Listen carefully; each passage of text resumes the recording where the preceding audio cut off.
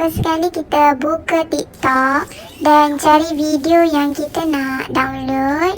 Okay, macam saya ambil yang ni lah. Okay, tekan arrow sebelah kanan tu dan tekan copy link. Okay, sekarang kita keluar TikTok dan kita masuk ke Telegram dan boleh search TikTok downloader boot. Okay, TikTok downloader boot. Okay, dah ada kat bawah tu, so tekan yang tu dan tekan start boot. Macam saya sebelum ni saya dah pernah tekan start, so dia akan jadi restart boot. Just tekan. Okay, dia akan hantar macam tu dan kita just paste link yang kita dah copy tadi. Paste dan reset dan send. Okay, dan tunggu boot ni, dia akan resend kita video yang kita copy tadi.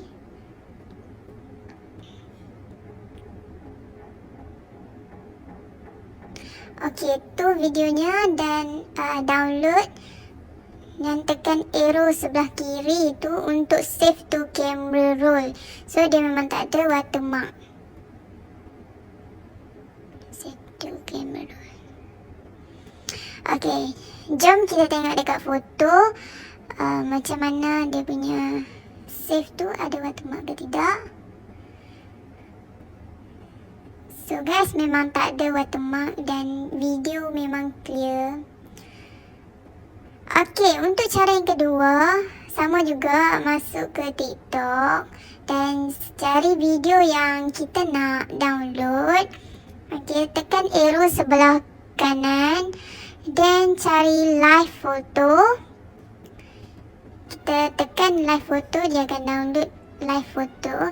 Live photo ni dia tak akan bergerak melainkan kita tekan lama. So dia just ada watermark sikit je dekat bawah tu. Okay, jom kita masuk ke photos.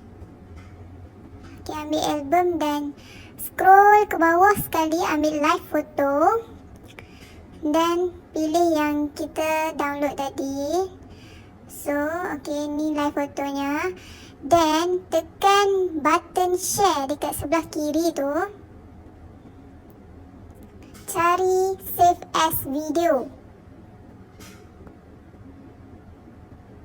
Tekan save as video dan dia akan convert live photo ni kepada video. Okay, masuk ke recent. Okay, ni dah jadi video. Tapi kita boleh hapuskan watermark kecil dekat bawah tu dengan cara crop supaya tak nampak. Kita just crop sikit ke atas supaya hilang watermark tu. Okay, tekan edit dan crop. Dan okay, so tak ada watermark. Okay, untuk cara yang ketiga, okay, macam biasa buka TikTok dan cari video yang kita nak download. Okay, tekan arrow sebelah kanan dan copy link. Keluar TikTok dan masuk ke Google ataupun Safari. Okay, dan search Snaptik TikTok downloader. Okay, dan ambil yang paling atas sekali, download video TikTok no watermark. Okay, dan paste link yang dah copy tadi. Dan tekan download warna hijau tu.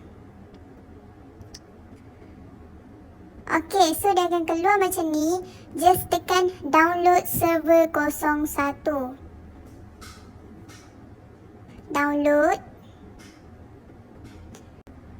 Okay, so dia akan download kat atas tu. Bila dah habis, just tekan dekat atas tu.